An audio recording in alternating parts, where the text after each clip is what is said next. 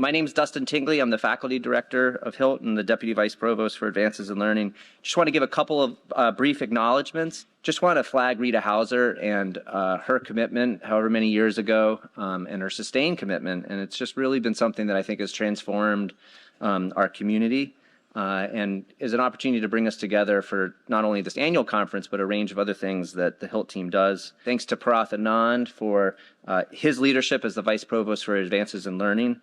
And the entire HILT team, Nick Wilson, Melissa Tarr, Cassie McGrath, and Alicia Burnett, they're the ones that are putting this together alongside a range of other staff. So thank you so much to all of them and all of the other volunteers. We know you're out there. We know how valuable you are in terms of pulling together content and thematic discussions and everything else. Also, big thanks to all the speakers today. Really busy people taking time out of their days to join with us. So we've got a great program. All of you have the program. We've got several plenary sessions, really interesting breakout sessions where we'll start to dig deeper. I'm excited to tee up President Alan Garber, who can't join us today in person, but he absolutely, he loves this conference and he gave us a little recorded message. So let us call up President Garber. Good morning and welcome to the 13th Annual HILT Conference. The HILT conferences have addressed many aspects of teaching and learning throughout the years. They have fostered dialogue and collaboration as we have sought to improve learning throughout the university. The focus has always been on innovation. The HILT conferences have touched on technological advances, such as the rise of MOOCs and other online learning approaches, as well as the rise of AI and its implications for how we teach and learn. Throughout the years, we have not only tried to promote innovation, we have also insisted on evidence-based approaches to the most important questions about learning. This year's theme, Open Minds in Dialogue, addresses an area in which many have said we as a nation and perhaps the world have taken steps backwards. This is a time of division and of claims that we neither know how to speak to one another nor how to listen to one another, especially when we disagree or assume that we are too different from one another to agree. This topic is top of mind for many of us. How can we use constructive methods to foster open, respectful, and inclusive dialogue in our academic communities? This is an important question confronting us as we navigate the complexities of our era with our students.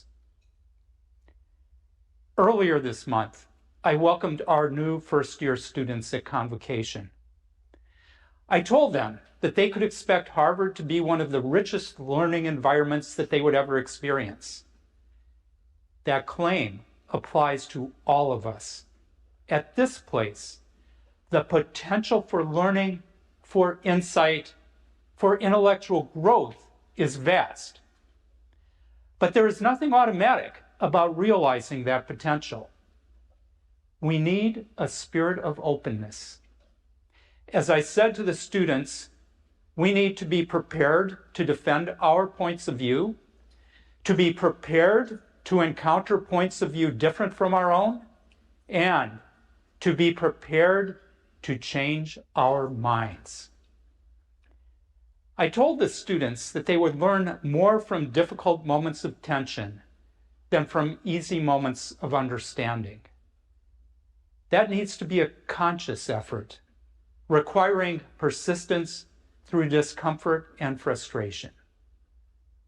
We can help. This is hard work.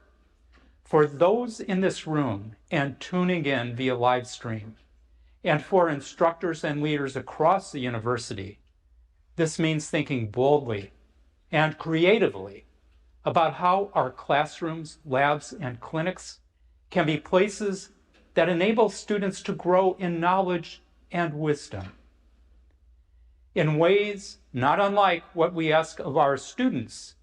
This requires each of us to question our pedagogical practices, explore new approaches, and, yes, be prepared to change our minds. Throughout today's conference, you will hear from individuals on the front lines of this work. They can serve as resources to each of us as we recommit ourselves and our community to asking hard questions, challenging accepted truths, and inevitably making mistakes along the way to fostering academic excellence. This conference is happening at an important moment. This important moment will not be over soon. I hope that today's conversations will be a part of our ongoing commitment to continual practice and learning. I recognize that there are challenges that come along with open dialogue, and especially with addressing issues like self-censorship. But this conference is an ideal platform to discuss these issues candidly and to work together to find effective strategies to overcome them.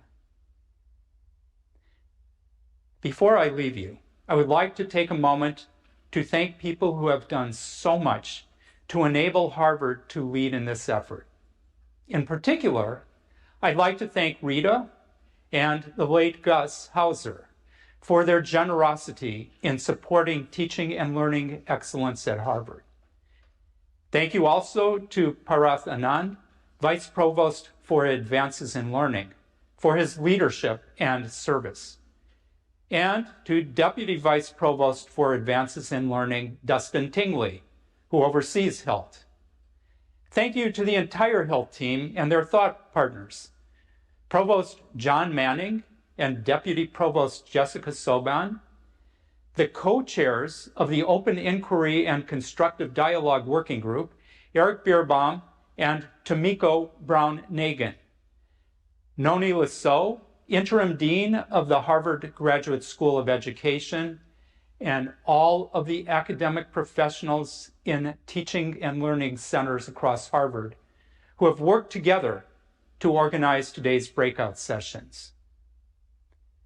I speak for everyone when I say that we are immensely grateful for the months of conceptual and logistical work you have done to bring us together today.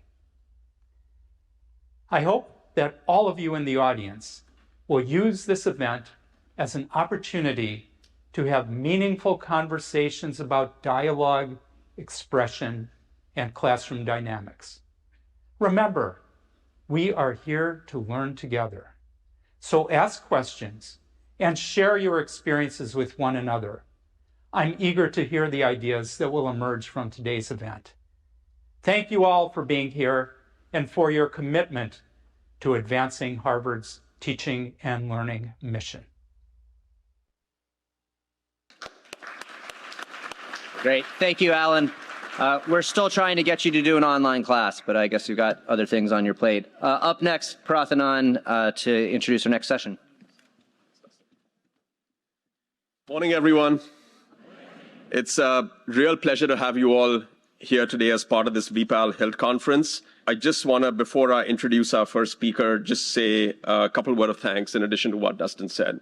Again, the entire HILT team, Nick, Melissa, Cassie, Alicia, but actually like 15 other people in the VPAL staff who helped organize this event. I just want to thank you all. Mary, where's Mary Godfrey? Put in tons of work, and as usual, she's behind the scenes, a whole bunch of other folks. Thanks to the Grad School of Education, Noni, for hosting us in this beautiful room. It's actually really nice and warm. I think Alan has teed up the importance of this topic really well. As some of you know, part of my work was around polarization in the media. It's a very uplifting topic. And so when John Manning and I were chatting a few months ago, and he said, why don't we actually have the HILT conference centered around this theme of open minds and dialogue? I said, no, thank you. And that led to a difficult conversation. And I think you know who came out ahead. But thank you, John, for just your interest in this topic and your support of everything we do. What VPAL has been trying to do over the years is create a community to have conversations around things that are important to all of us. And this is really part of that effort. There was a strong desire, a very strong desire, from faculty, administrators, and students to come together to speak on the topics that you will hear about today. The core issue that we are confronting today is quite simple. How can one be hospitable to debate and contend with disagreement? This is the core issue. And while we are focused to some extent on the issues in the classroom today, they transcend that space. They extend beyond the classroom. You'll hear a little bit about that in both the morning and the afternoon plenaries. And this is just, I would say, a first step in a university-wide conversation. Some of these efforts started many months ago. There are many, many layers to these conversations and many viewpoints. There are many voices that we'll hear, but many others we may not hear on this stage. And we'd really encourage you not only to listen, but to participate. We may and well disagree.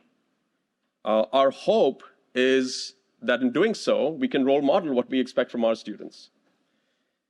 And I'll just close with a word that has repeatedly come up in these conversations, that in order to disagree, you need trust.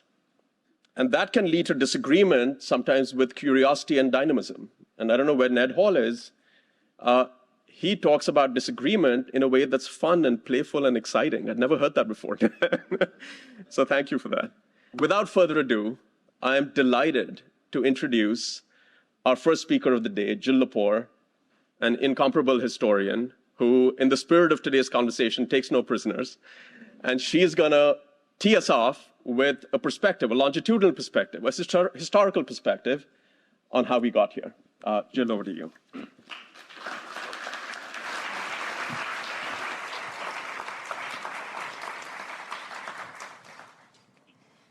Thanks so much. It really is wonderful to see everyone out here for this conversation today. I just really feel so strongly echoing all that Bharath and the President said about the centrality and urgency of this topic and of these conversations. So I'm here to offer a very brief historical vantage, and I want to be clear at the outset. It's brief. It is not comprehensive. Much is left out here, and it is also open to dispute.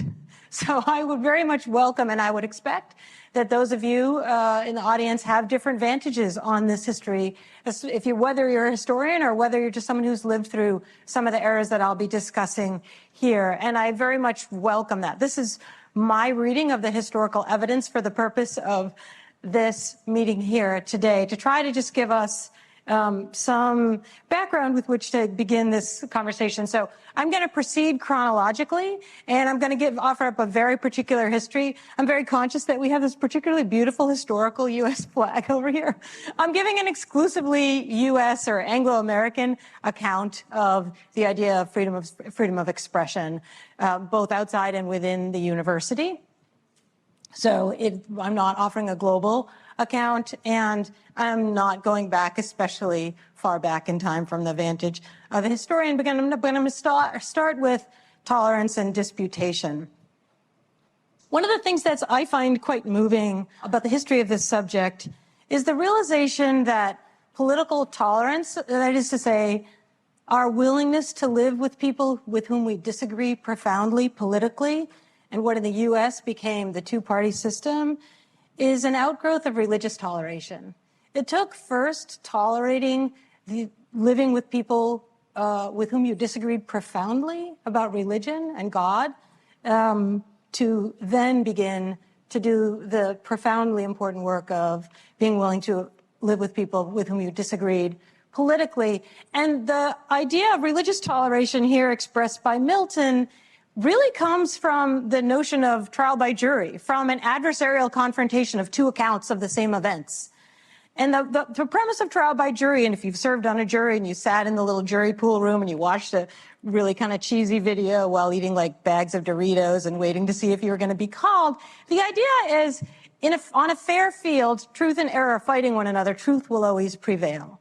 And so if you believe that you have the knowledge of the one true God, you shouldn't fear people who have different beliefs about God, because if you're right, your idea will ultimately prevail, rather than warring with or executing people with whom you disagree. This premise, sort of adversarial notion that truth has to emerge on a fair field in a battle, the truth will always prevail, is something that's, becomes part of American civic culture. There's this famous Benjamin Franklin aphorism that truth stands on two legs, but a lie stands on one. A lie will always topple. So just historically, it's important to think about the centrality of religious toleration to our commitment to political toleration. And the First Amendment of the U.S. Constitution derives from, in many ways, from Virginia's Statute for Religious Freedom from 1786, which is very much about religious freedom, but embodies the same tolerance for people being wrong. Even if you are sure other people are wrong, you still have to tolerate that they are wrong, because you have to have the conviction that is born of these years of experience with differences of religion. It's still a pretty adversarial idea, right? You still kind of want to win. It's a notion of combat that I think a lot of people, one of the reasons people are uncomfortable with debate today is this notion of combat seems so somehow unsavory to us. But it is very much embedded in the First Amendment, on which most of our ideas about the freedom of expression in what is the United States derive. One of the pieces of the First Amendment that I want to call a little bit of attention to, because we don't think about it very much anymore, it's not a huge part of how we think about political protest or dissent or the toleration of dissent, is, we think about the freedom of religion, the freedom of the press. We think about the freedom of assembly. We don't think that much about the freedom to petition the government for a redress of grievances. But petition was one of these mechanisms that was available to everyone, whether or not you were fully a citizen, whether you were economically dependent on other people, whether you were a person who was held in a state of bondage. And petitioning then as a body of evidence is actually probably the most important body of evidence for historians to think about political protest over the course of American history in the many decades, centuries of disenfranchisement of whole groups of people. Daniel Carpenter in the Political Science Department runs a project called the Congressional Petitions Database, which has collected 500,000 petitions submitted to Congress, which are generally petitions submitted by indigenous people or native nations, people held in slavery, a lot of petitions by women before women got the right to vote. And you can find, for instance, in the Massachusetts legislature, piles of petitions by people held in slavery, representing people held in bondage in Boston and Massachusetts, and even here at Harvard, on the Harvard campus, enslaved to Harvard faculty, seeking their freedom. This particular right to freedom of expression was hugely important in the anti-slavery and later abolitionist movement. And it also finds its place in the history of Harvard. So one thing that I think most people in this room may not know is that pedagogy in the liberal arts, as the liberal arts were first founded, so the liberal arts are liberal, meaning libre, free. They're the arts as in skills. The liberal arts are the skills that you need to live as a free human being. And one of the ways that the liberal arts was always construed historically was that one of those skills was debating. Because if the point of a liberal arts education was to learn how to be free, you had to be able to seek the truth freely. And the best way to do that pedagogically, the hilt of the 18th century, was through formalized debate. So Harvard commencements every year were a formal debate among students. And I'm not sure who picked the topics, but the topics are really interesting. They change by year. So in 1773, the year that this petition that I've just shown you here of black men seeking their freedom in Massachusetts, the year they submitted that petition, Harvard's commencement was a debate among students about the legality of enslaving Africans. So there's this really interesting and important relationship between the political right to petition and academic discussion.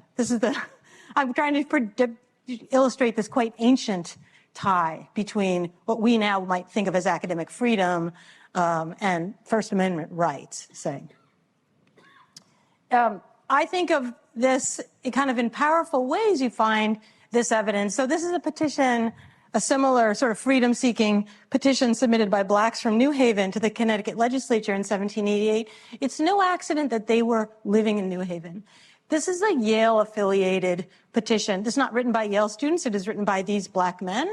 And it is written essentially asking for an amendment to the Constitution at a time that Americans were debating the ratification of the Constitution, which, of course, failed to outlaw slavery. So I think there is this, again, this kind of really sort of remarkable, astonishing, and largely invisible connection here between Yale as an institution, the rhetoric of freedom of expression, right to petition, and expression, political expression that demands a tolerance of speech. Okay, but so that is the very kind of speech that is among the most suppressed speech in American history. In the 1830s, Congress passed what came to be known as the gag rule. And under that rule, no petitions on the subject of slavery could be read on the floor of Congress. It is an astonishing act of repression of speech. And John Quincy Adams of Mass, I'm trying to highlight the Harvard people here.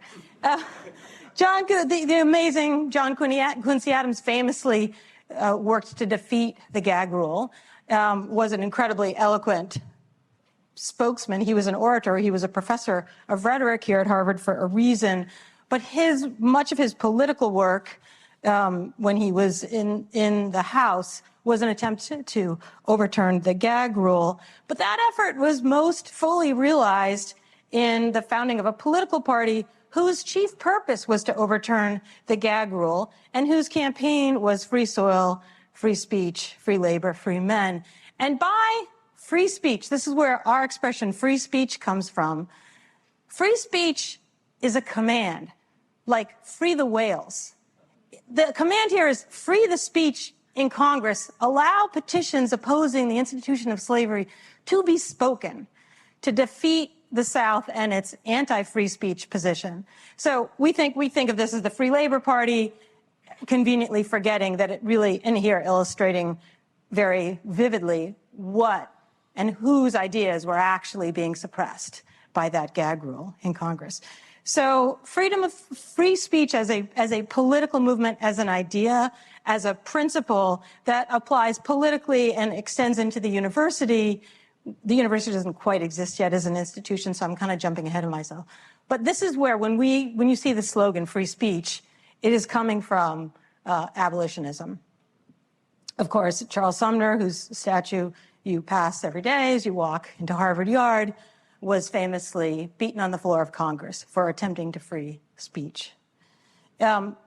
Frederick Douglass, when he came to Boston in 1860 to give a speech about the importance of freeing speech, he was attacked. A mob disrupted the meeting. So the great campaign of slavery, of the abolitionist movement, revolved around this long tradition that began with petitioning and moves into electoral politics, electoral sloganeering. It is that black abolitionism, essentially, whose role in the founding of modern liberalism is, I think, often also missed.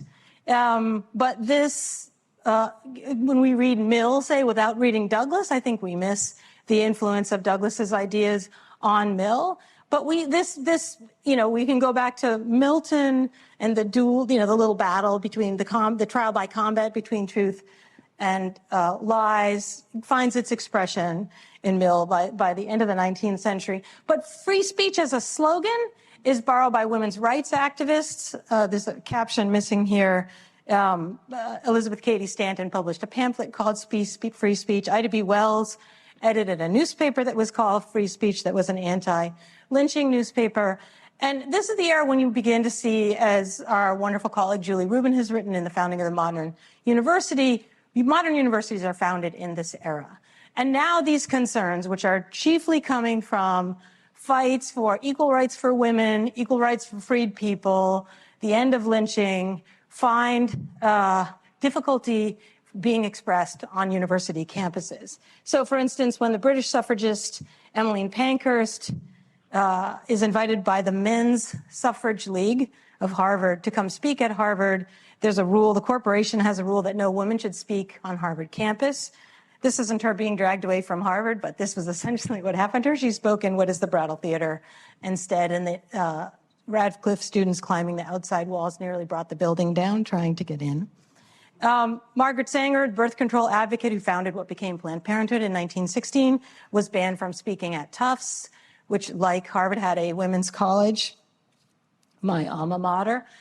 So some of these now questions of freedom of expression, free speech, which have been, after the Civil War, are used by essentially emancipationists and equal rights movements, are finding it very difficult to find a platform, we would call a platform, on university campuses, especially elite university campuses like ours. So the idea of what we would think of as academic freedom comes to be a more salient and much more bandied about term at this point. So I've taken us down through, roughly the 19-teens, which is an era of tremendous tragedy in American history, arguably kind of a close second to the gag rule in Congress, which is the Sedition Act of 1918, in which Congress passes a law prohibiting speech in opposition to the U.S. entry into the First World War. This is bound up very much with the Academy in one signature case, which was very much the animating cause of academic freedom in the 19-teens. Charles Beard, a U.S. historian at Columbia, who is my intellectual hero in many different ways, supported the U.S. entry into the war, but very much opposed the Sedition Act. And when the president of Columbia, Nicholas Butler, required the faculty to sign loyalty oaths, Beard famously quit. This was a huge scandal, a piece of international news.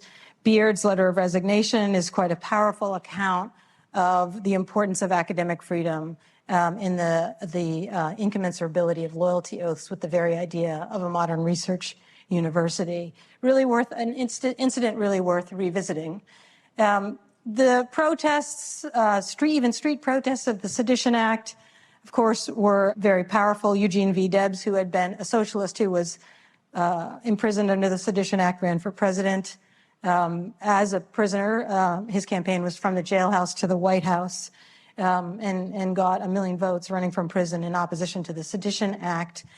This crisis led to a series of Supreme Court decisions that essentially established modern First Amendment jurisprudence, even through dissents like Holmes's famous dissent here in 1919.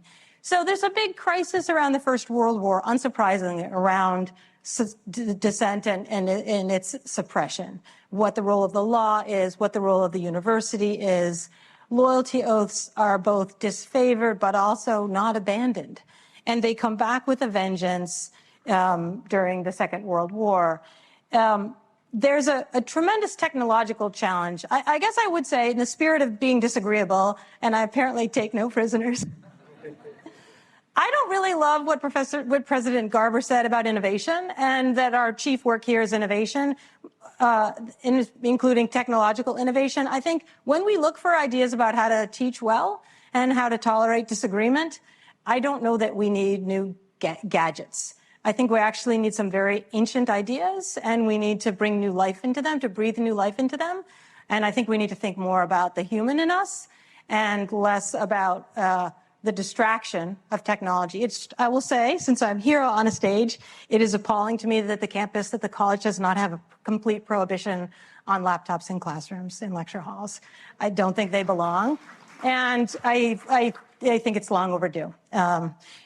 This is the problem. I'm sorry, now I've just talked about laptops in lecture halls, and I did not mean to be inflammatory in any sense. But there's actually a very interesting history behind what the emergence of the radio did to how people thought about speech. Because suddenly you can broadcast, a single human being can send out a message to all sorts of other people. And in the circumstance of Nazi Germany, people were required to have a radio in their house. And Goebbels could, from a button on his desk, speak to everyone and tell them what to think. The radio was really used as an incredibly powerful instrument of fascism, a technology that could take the ideas of a single person and tell other people what to believe. I'm saying this from a microphone lecture hall. I'm feeling very self-conscious. But we're having a panel next. And the idea of a panel, actually, this is one of my favorite things in all of American history. So American radio broadcasters were really troubled by radio because they saw, and this is what War of the Worlds is. Orson Welles was actually not trying to demonstrate that people are stupid. He was trying to demonstrate that the radio can be used to tell people what to think. It was really an illustration of the danger of fascism through a broadcast technology. So American radio broadcasters had this great idea. They wanted to look to an older idea, this romanticized New England town meeting, and started this program. It was on NBC Blue starting in 1935. Called America's Town Meeting of the Year. You can listen to it online. It's kind of cool. So they would rent a hall like this, just like this room. Usually they did it at Columbia. And they'd have like 4 people in the front of the room. They'd have a big audience. They'd do a live broadcast. And so the question might be like, should the United States have national health insurance? And they would have, this is crazy to me. They would have a communist, a fascist, a liberal, and a foreigner. That's what they would do, and there would be some guy. So they would have a debate. Then the people would ask questions, and you were supposed to listen at home, but ideally not at home. Ideally in school, because it would be in the evenings, and your kids' schoolrooms would be free, and then you would continue the debate as a community. It was a very cool way to say there's no reason radio has to be dangerous in this way. We can use radio to facilitate debate in this sense. I also love this Pilgrim guy. I don't know, everything about this just cracks me up. So, out of this America's Town Meeting of the Year come very high ideals about the freedom of expression, some of which you can find in some of the most stirring of Supreme Court decisions. So there is this high idealism, which we see throughout American history, and at the same time, a really kind of grotesque lack of realization of those ideals, which we could associate, say, with the Red Menace in the 1950s. And people know about McCarthyism and McCarthy's campaign against communist subversives in the government, which was very much began as a campaign against homosexuals in the civil service. So historians talk about the Red Scare, but the Lavender Menace. But that campaign, we tend not to think about how much it affected university life, because grown people who were not students went undercover into classrooms across the country to listen to lectures and to accuse professors of being communists. And for that reason, some universities began to require faculty loyalty oaths, in which faculty promised that I am not, and nor have I ever been a member of the Communist Party, nor do I agree with any of those ideas. So this is a very troubling incursion into academic freedom in the 1950s that at Harvard and in many other places has tragic consequences. F.O. Matheson, an incredibly distinguished professor of American literature here at Harvard, who was a gay man. Here he is with his life partner, Russell Cheney. In 1950, threw himself off the roof of a hotel in Boston rather than endure the continued investigations by undercover students, by the FBI and others attempting to bring him down as a homosexual and as a suspected communist.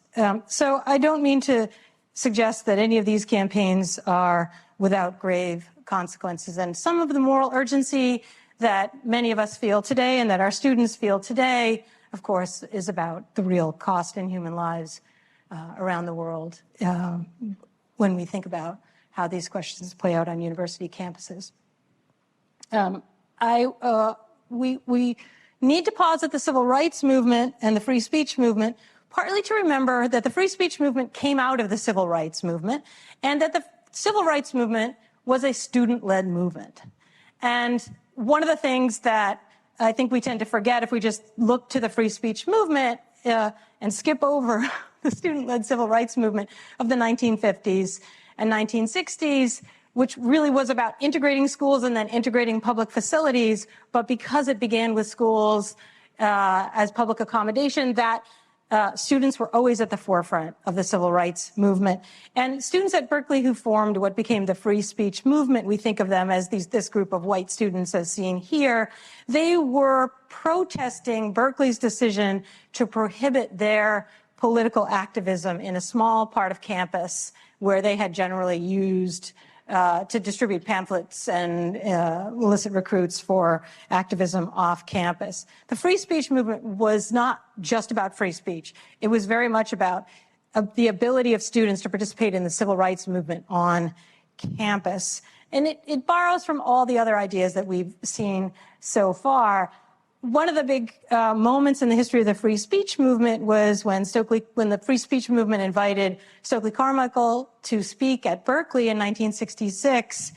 The Republican candidate for governor, Ronald Reagan, denounced Berkeley for offering Carmichael a platform. And when we think of no platforming, this is really where it began. It began with a conservative insurgency led first in California, but eventually across the country by Reagan.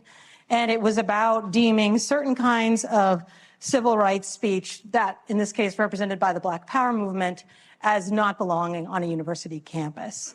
So I think students especially tend not to think of the no platforming movement as fundamentally a conservative movement, but historically it absolutely is. And I just can't really miss ending this period without reminding you of the power of the student movements of the 1960s. Some of you were here, some of you participated in these movements, but picture Harvard Stadium full in this way today for a political purpose. I've been teaching here since the war in Iraq and Afghanistan. There is no draft, there is no protest. This is the kind of speech that students in the 1960s were fighting for. This right to assemble, this right to have a voice in the national conversation. It is this movement that students are also fighting for, lowering the voting age from 21 to 18. There's a profound amount of political and social change that comes out of students' insistence on their right to political speech in campus in the 1960s. And it is a tremendous challenge that universities face in the 1960s and 1970s. And I would say, in spite of all the instances that we might give of failures and administrative bungling, that many universities respond extremely well to the student protest movement. The no platform movement in our modern era gets picked up.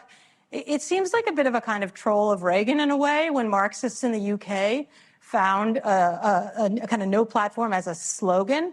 And then no platforming begins its kind of strange move from the very far right to the very far left. Harvard, I think, offers one of the strongest responses to students' desire to protest and use campuses as a site of protest, but also committing the university to freedom of speech and opposing a no platforming initiative. Derek Bok's address to the faculty. I would have loved to have been in the room for this address. I would love to be able to see and hear what the faculty response to this was. I find Bok's address incredibly stirring, and I think this and some other statements from the early 1970s represent the best of the response of institutions to the power of student protest and the diversity of student protest in the 1960s. Equally famous is the Yale Faculty Report on Free Expression. Yale took a different tack, didn't ask the president to make a statement, and I think this was a better approach. C. Van Woodward, the historian, was the chief drafter of this famous Yale report. And differently than Bok's address to the faculty, it was created by the faculty. And I think proved more enduring for that reason. I'm not going to read through these speeches, but this is sort of the end of an era, in a way. The commitment to academic freedom that comes out of the tumult of the 1960s is in some ways best represented by these two statements, and I think maybe best of all by Yale's statement. We live in a very different era.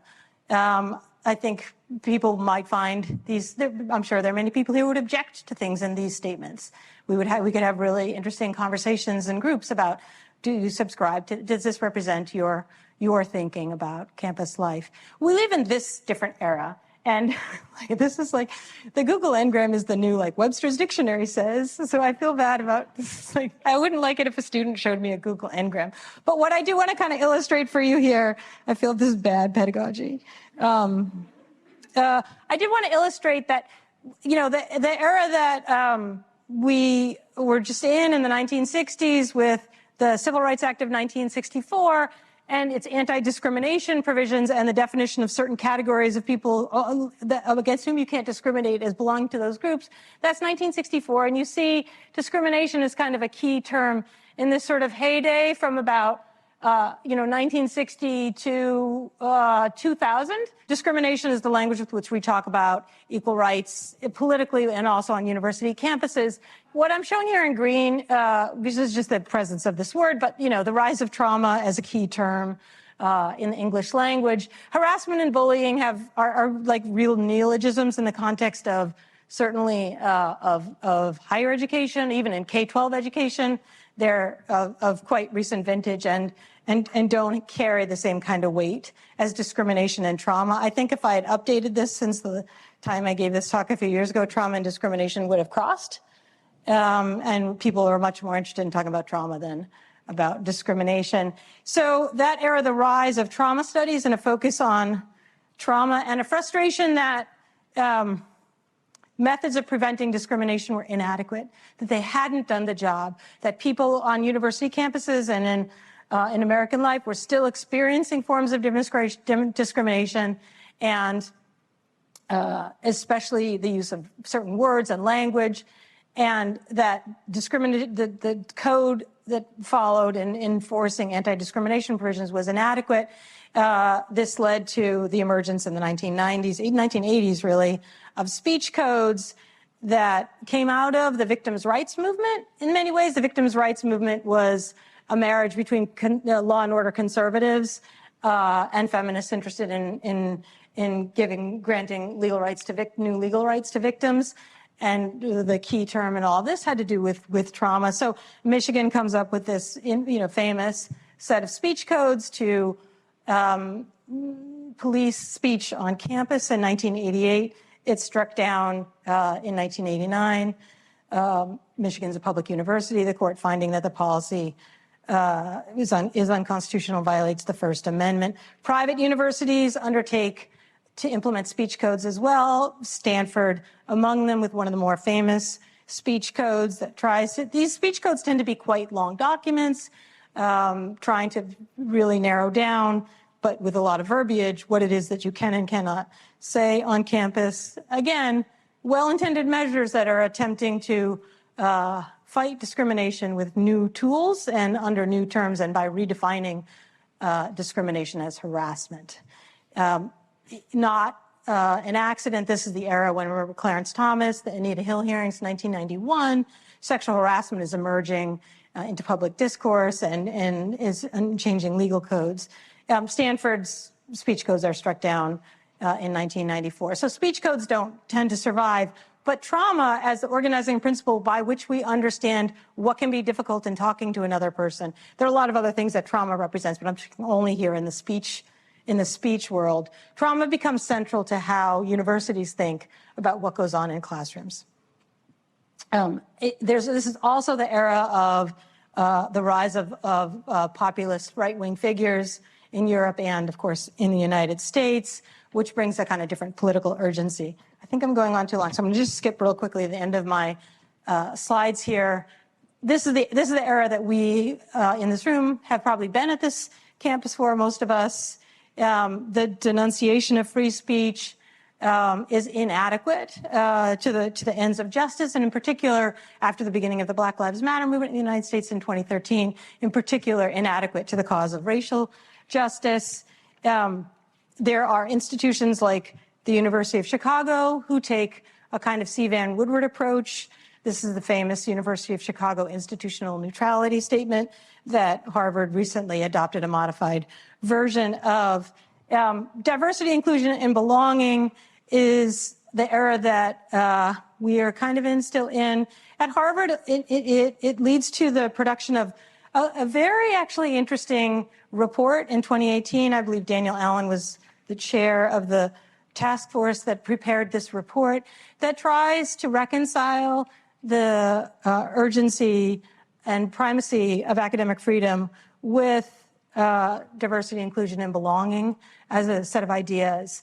This task force report was largely ignored by the university, and I think the university in these years, I'm sad to say, but feel obligated to say, failed to lead on any of these issues. So I'm delighted to be in a place where maybe we're rethinking some of the suffering of our students, the self-censorship in classrooms that we have all seen reported, that we have experienced as instructors from the lecture hall to the seminar table. And I would ask us maybe one way that the coming panel might begin discussing would be to think about what happened to this report. Thanks very much.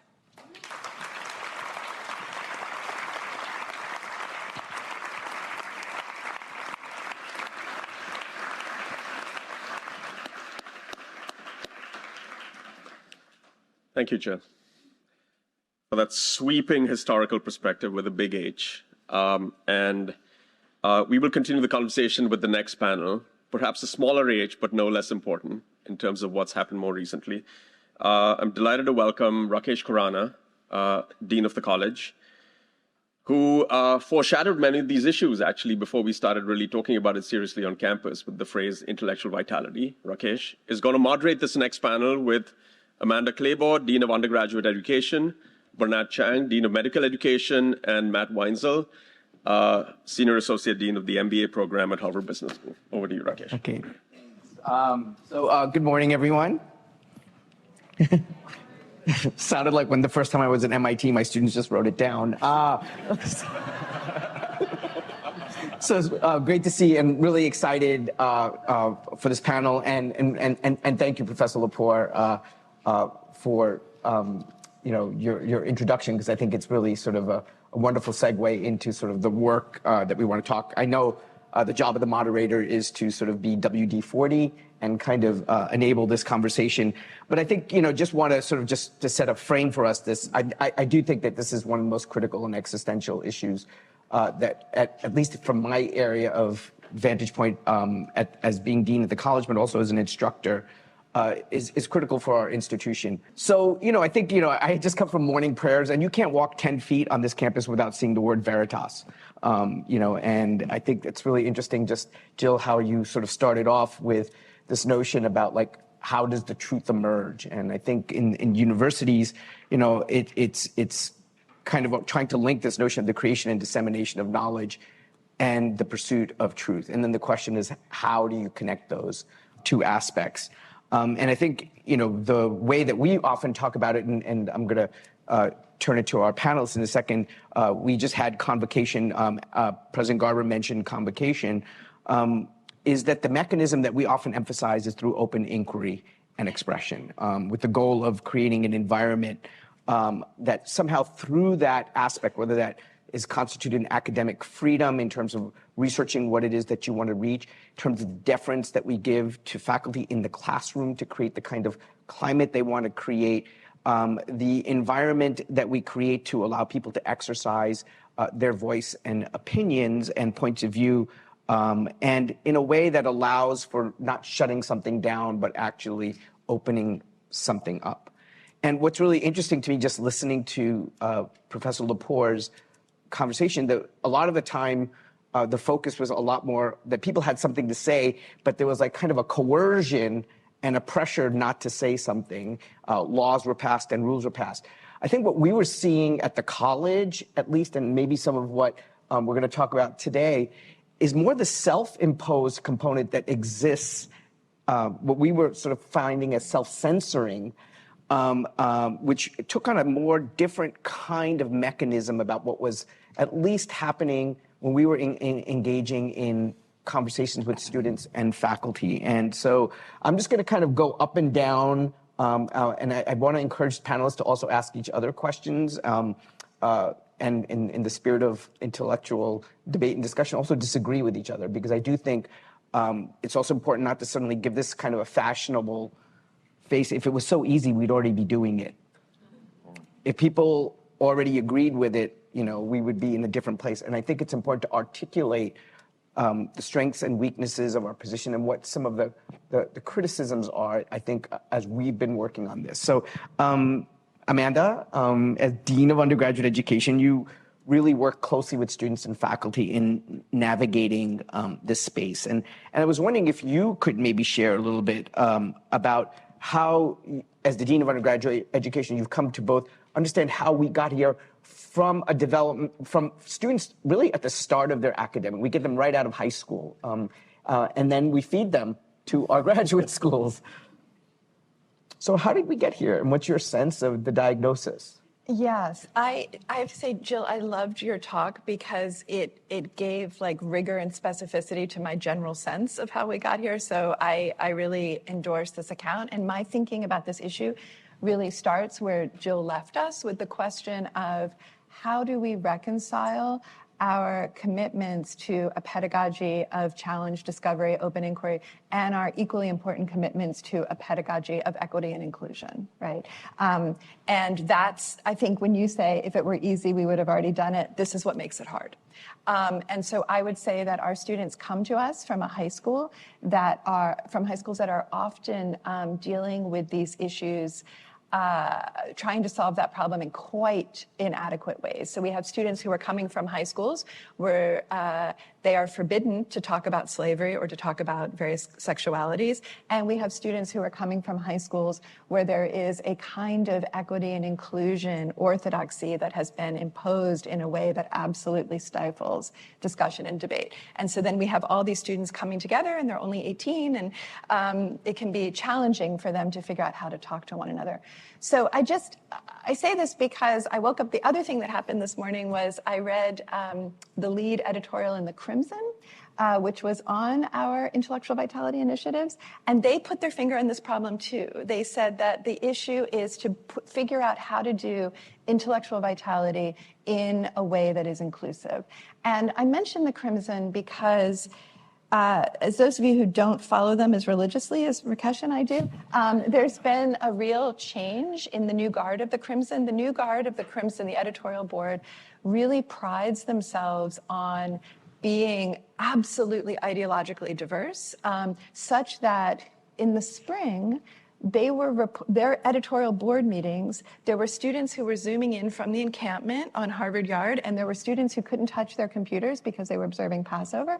And somehow this group of students with the most widely divergent views on the issue of Israel and Palestine were able to come together 3 times a week, hash out issues, come up with editorials. So I think we have stuff to learn from the Crimson editorial board right now.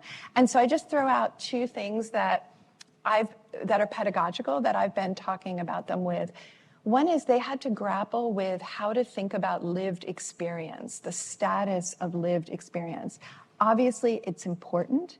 It brings a very important and weighty information to the conversation, but does it trump all other perspectives? The other is how to negotiate the relation between emotions and reason, right? We don't want an editorial board meeting or a classroom in which we are completely unemotional, as if we pretend that there's only rational thought. But how do we teach people, and how do we create an environment in which people are regulating their emotions such that they are productive of learning rather than disruptive? So these are the kinds of challenges that I think we're all dealing with in our classrooms. Thanks.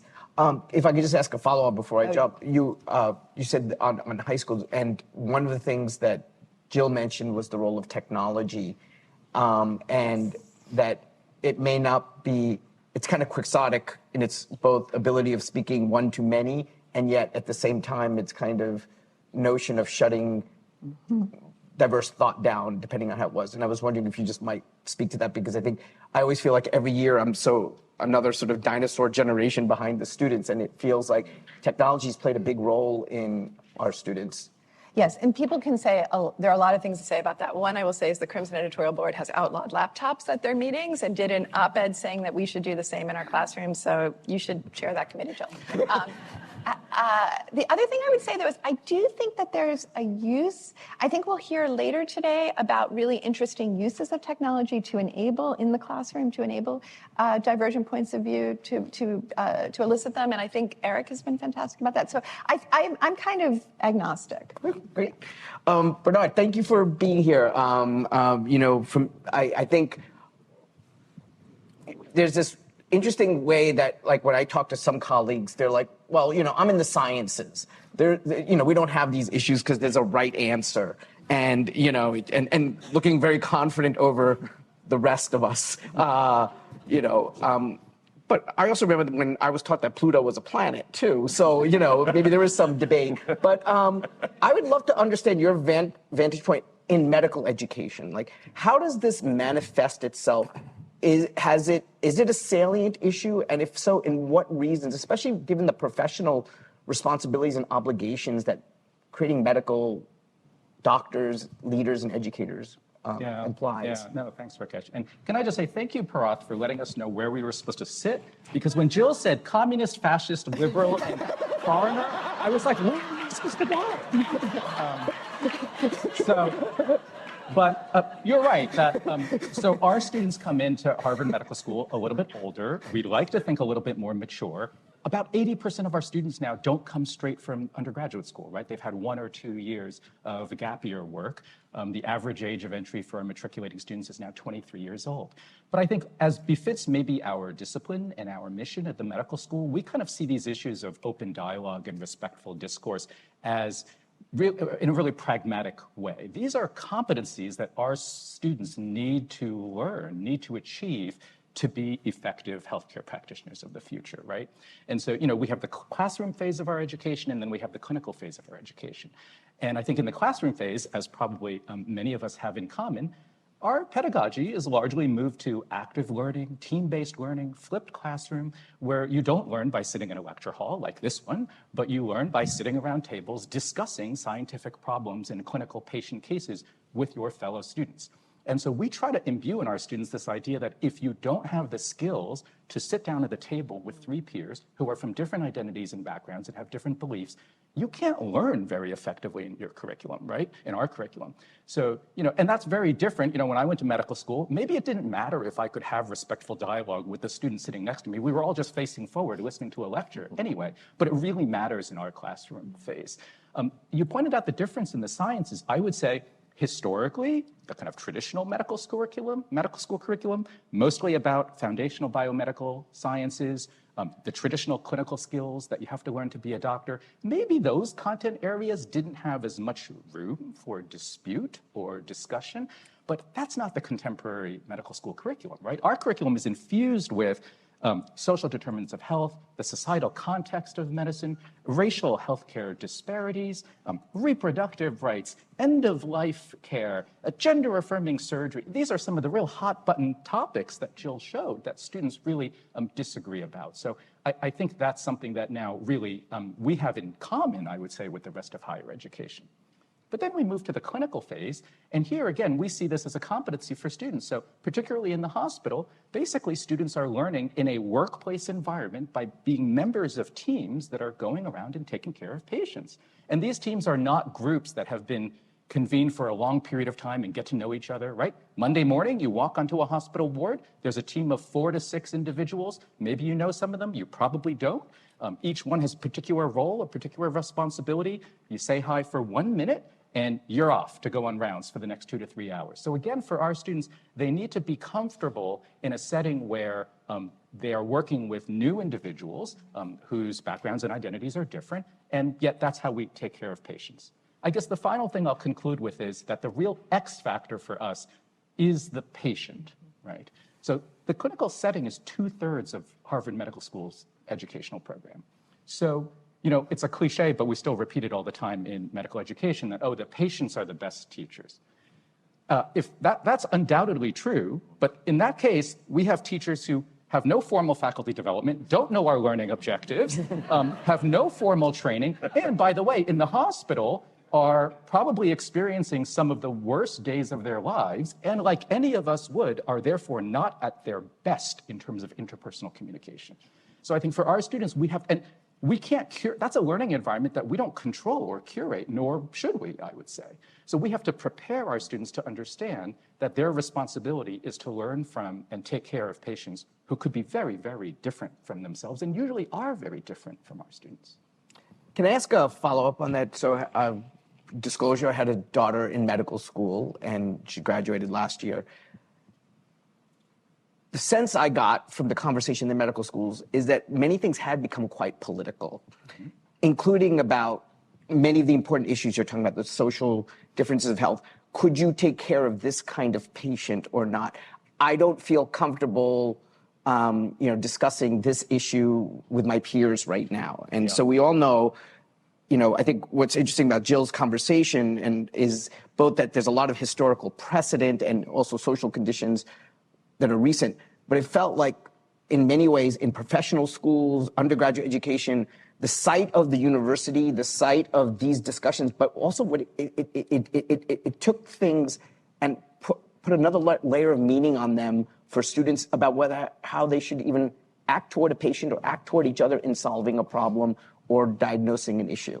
Yeah. How do you think about that? Because I think that's the question about going forward. It's really important for us, but I think we still struggle with it, right? And partly it's a generational difference in the kind of student who maybe comes to medical school or why you chose to come to medical school to be a doctor. But that's our responsibility. These are the learners that we have. And I think we have to grapple with these, I guess, ethical issues of what's my responsibility in the profession? How do I take care of a patient who maybe clearly I disagree with? Maybe clearly I would never normally have a social interaction with this person, and yet it's my job to learn from and to take care of that person. We try to do it in our curriculum. Maybe we're partially successful, but it's something that used to be maybe left out and just be kind of like implicitly assumed that you would just kind of acculturate into this system. And now I think we have to very intentionally prepare students that this is what healthcare is all about. Great. I'm going to put a pin in that, and I hope we'll come back and start talking about some of the interventions that we're trying, because I don't think there's a silver bullet here, but I'd love to just start talking about what are the possible ways to also go forward. Matt, a good friend, colleague at the business school. I used to think the whole point of the business school pedagogy was open debate, discussion. I sat in that classroom myself as a student.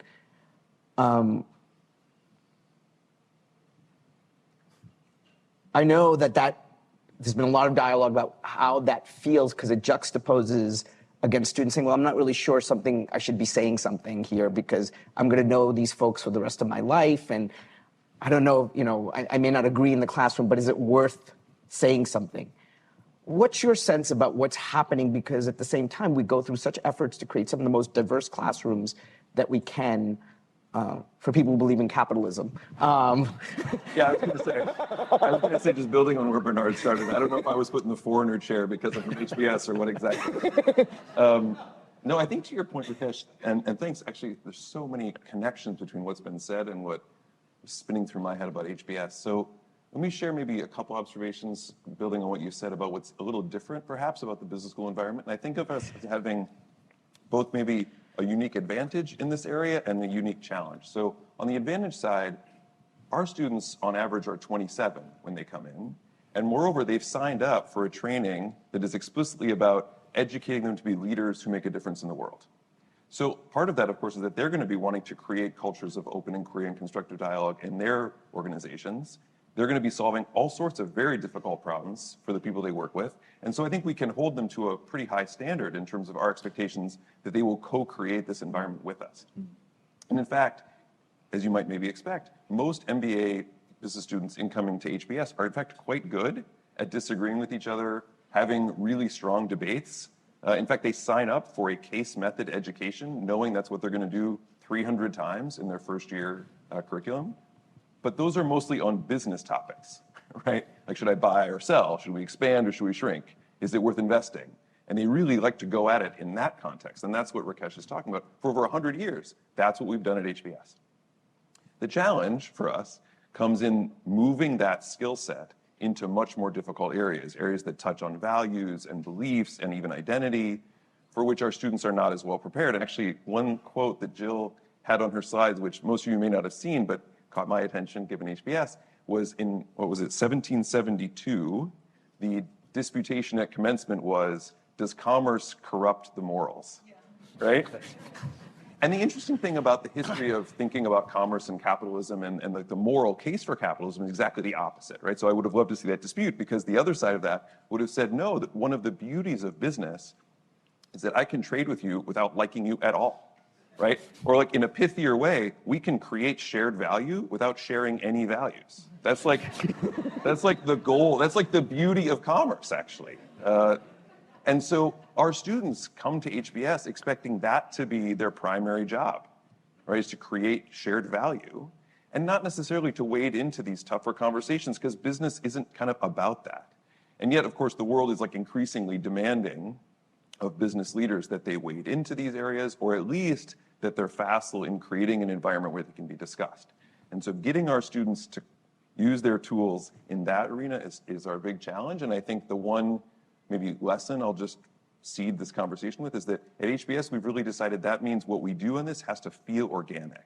It can't feel like we're glomming some new faddish, like open and constructive dialogue onto the curriculum. It has to feel we're reinforcing what we've always been good at and just trying to make it even stronger. No, thanks.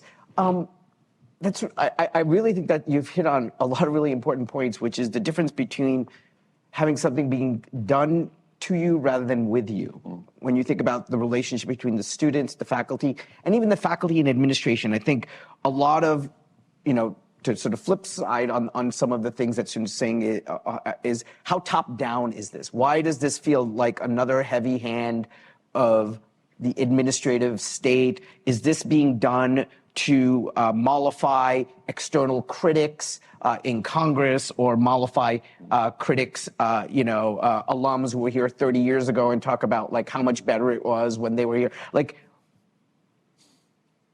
how do you bring students into it? Because I think there's a desire for students to, they come here, as you said, with this expectation of engaging and understanding that this will be the learning goal. How do you set that up with students? What do we do with students to help them and work with us? Because I think, again, Jill is right. We got that 2018 report. I think, how we used it and what direction it set, I think, my mom always says it's never too late to do the right thing. How do we bring this to the students? Amanda, can... So it's interesting, when we were thinking about this panel and we were thinking about what is the purpose, and you both had very clear, we are producing people in a profession. And then I thought, what are we producing? And I thought, we're producing... people for their professions. Yeah. And John's profession. But then I thought, and I should have known this because you say it at every meeting, we are producing citizens and citizen leaders. But specifically, and this is why I love the fact that Jill began with the religious toleration, because we are producing citizens for a pluralistic democracy. And I put the word pluralistic, put stress on it, because I think the fantasy that we might have had in the past is that we can create a community of belonging, that we can create a community where everyone feels like, I disagree with you on gun control, and then we talk a little more, and I get that like your grandpappy had a gun, and like we can kind of understand each other after that. Some of the issues we're dealing with now are not like that. Right? It will not be the case that we will sit down and understand and find common ground or find a middle position or compromise a little bit. Some of the issues we're talking about are existential or felt that way by our students. And so the way we say identity is the way they used to say religion, right? It is the inarguable thing, the thing that is absolutely foundational, existential, and absolutely under threat, right? And so that means if you recognize the solution to that is a pluralistic democracy, one that sets up structures that respects the dignity of people who are never going to agree, who may not respect one another, but the system respects the dignity of them all. And then we are teaching students skills for that world. So how do we get them engaged with that? I think, and sorry, I'm going on a little long, so this is the last thing I'll say. I think when we talk to them about intellectual vitality, the conversation migrates in a way that has become really clarifying for me. We start out saying, do you feel like you can talk about controversial issues in class? And they kind of say stuff about that for a while.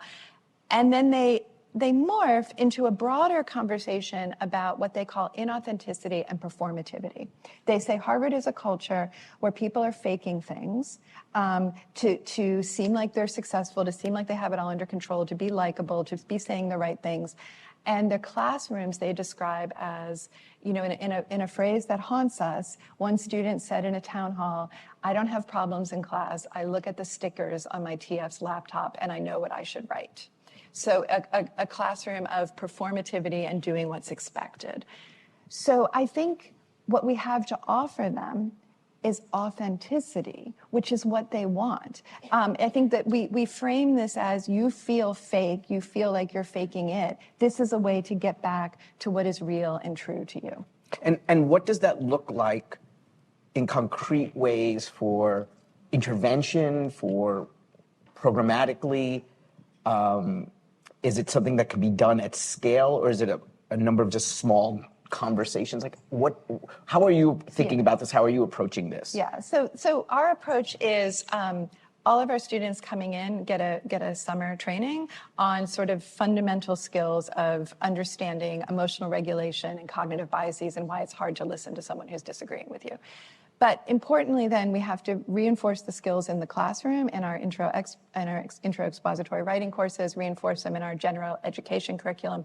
But I think the beauty of the college is those skills that start in the classroom migrate out into the residential environment, right? So our students are living and learning together. They have a million opportunities to do things in the residential space now, working with the Safra Center for Ethics to kind of have conversations outside the classroom.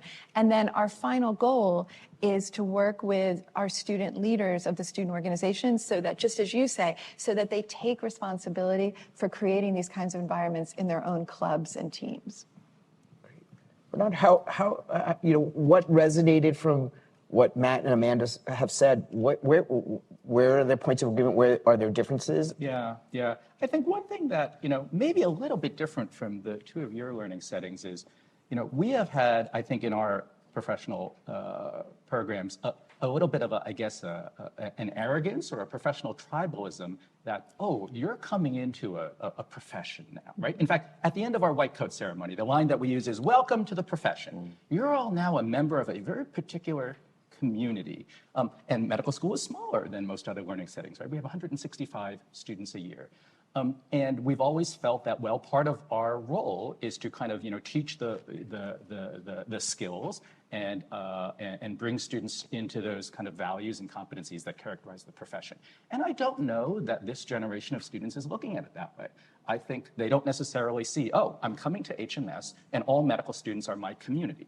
Rather, we have multiple communities, and that's fine, and we have different beliefs. I'm here to get my degree, get my training, get my skills. I want to be a good doctor, but I don't necessarily want to enter into a profession, right? So when I went to medical school, and maybe this is overly simplistic, so I'll make some overgeneralizations. When I went to medical school, I think more of us thought, wow, we want to be like our faculty. We want to be at the pinnacle of our profession. And I think these days, understandably, because of the US healthcare system, more medical students come to HMS saying, I want to come and fix this system. I want to break this system. I want to change what my faculty are doing.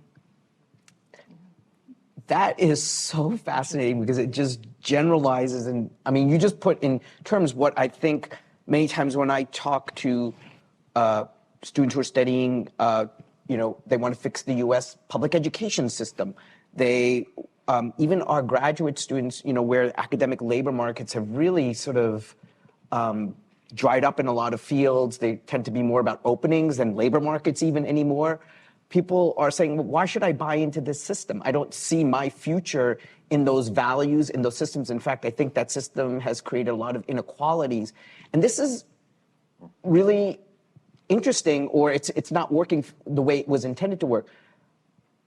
Can you connect that back to what Jill spoke about earlier in terms of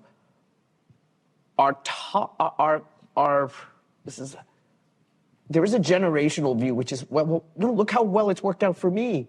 And I don't want to sound like one of those people who get off my lawn, kids. But there does seem to be sometimes, and this is what I was trying to get at, certain differences between people who've benefited from the system as it's existed and some of the students' intentions, which I think we encourage. We bring students to campus who have points of view, who are very active, agentic.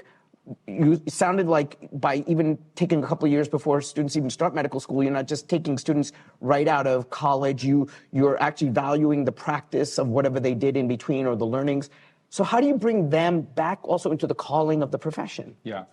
And I think for us, maybe it requires some reflection on our part and a willingness to adjust from our past messaging of, oh, welcome to a uniform community in the profession, to no, in the skills that you want to gain, because the one thing they do have in common is each one of them wants to become an outstanding clinical doctor and leader in medicine. And just to gain those skills while you're with us requires the ability to respectfully talk to each other and to converse with others who don't have the same beliefs and identities with you. So just the very transactional, skill-based part of what our students are trying to learn, you still need to learn these things for that purpose. And I think that actually will still capture where the learners are at. And that's how we're going to open up Q&A. It sounds that's also something similar to what Provost Manning had sort of articulated, I think, back at the law school about how you need this for your profession. Like whatever your instrumental goals are, actually this kind of argumentation and open debate is needed.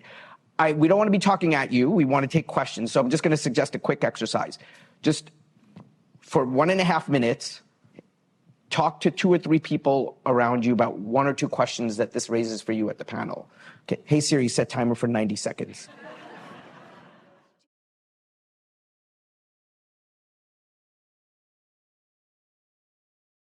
So, questions that emerge for our panelists? What was discussed? Great. Okay. Great. There's a microphone. I don't have to. Oh, it's right here for Anza. Sorry. Hi. If you don't mind introducing yourself too. Sure. Hi, I'm Anza. I'm from the Bach Center. So my question was, I feel like there's a lot of conversation about students feeling like they can't have those conversations or they can't assemble for political purposes anymore. But I wanted to kind of think about the question of how do we manage the fact that our students are absolutely having these conversations? It just looks very different from what it did in the past. So the example that we thought about was, what does it mean for a student where if I see a sticker, I can't engage in conversation?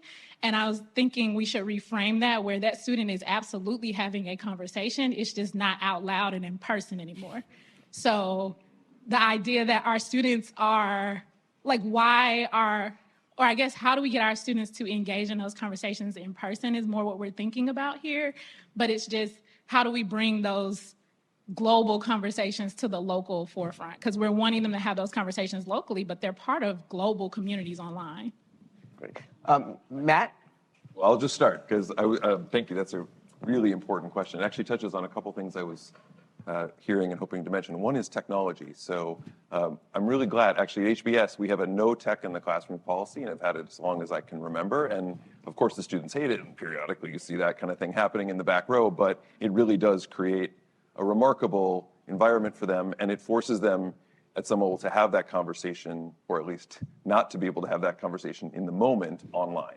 Actually, a slight observation on that, during COVID, of course, that was impossible to police because they were at home on their laptops or whatever. And we noticed that, we heard there were side conversations constantly happening about, that person just said this, can you believe it? And now that we're back in the classroom, that's largely gone away again, and it's a lovely, I think our students end up loving it, and it's a wonderful experience.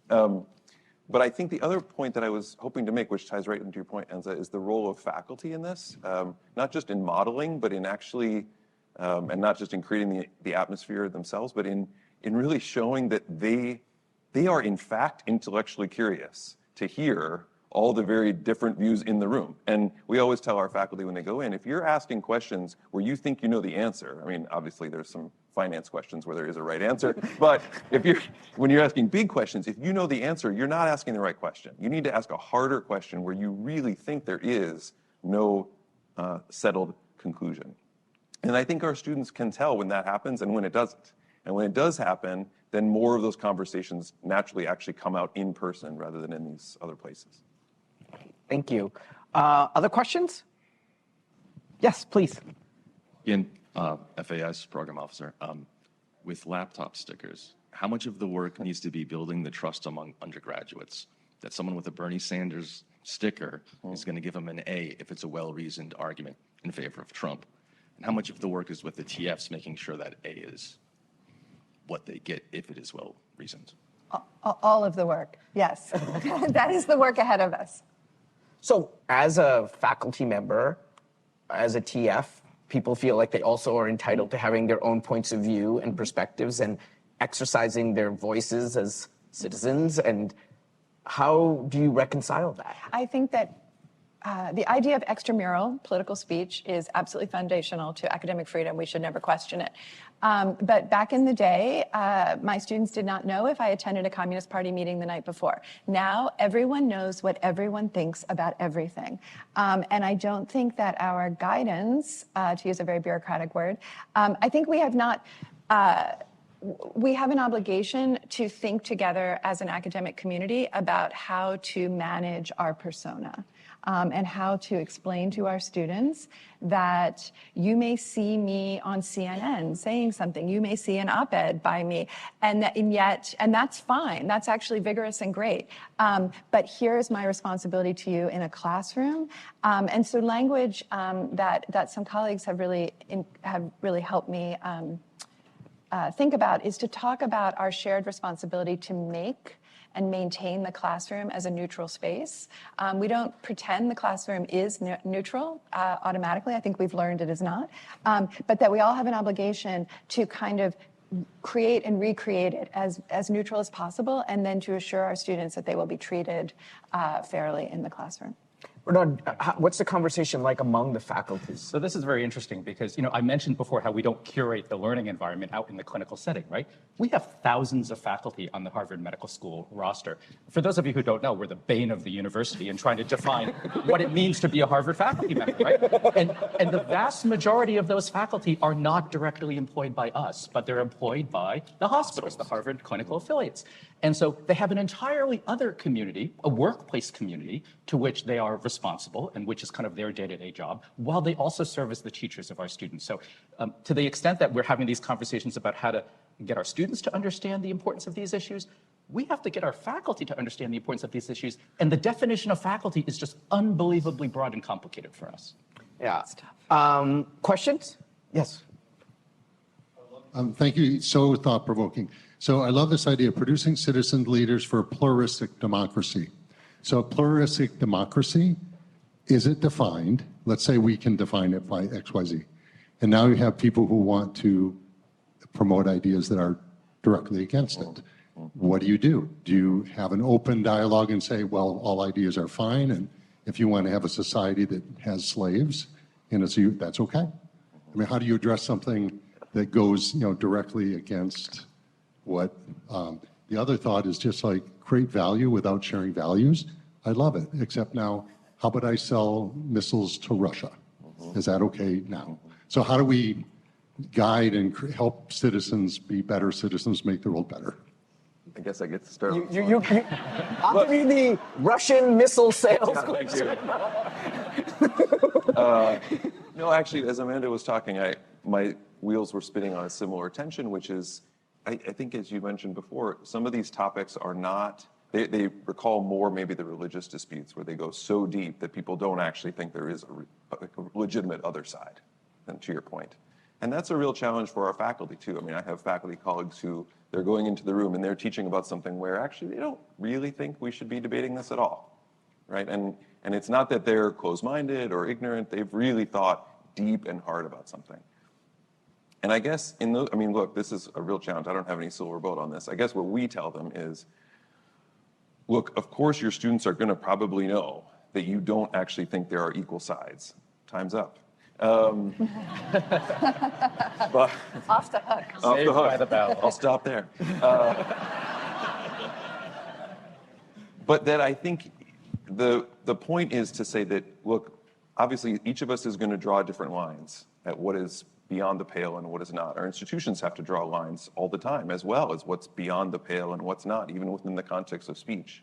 But at least in this environment in the classroom, we are here to seek the truth, we're here to seek knowledge, we're here to push against those boundaries. If you think there's nowhere I can go, let me tell you why I think I should be able to go there. Let's jump. I mean, Alex Settlesky is in the audience, one of our experts at teaching at HBS, and she often says, go meta if you're stuck, right? Step back and say, wow, we're having a discussion about what's even possible to discuss. Let's get there together. And that at least maybe allows for some progress. Yeah. We're at time. I think, just on, I think what you asked are really important. Again, I think part of what makes us different than a political community outside is actually we are committed to try to get at Veritas. So the arguments we put forward should try to orient us toward a more accurate understanding of the world. And I think that makes us slightly distinctive from some other institutional environments.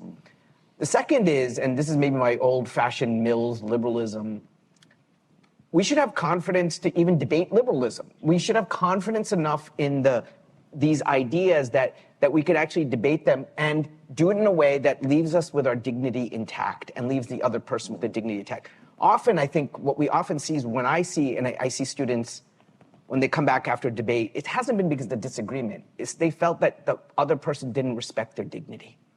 And I think we can make a distinction about being hard on the problem and easy on each other.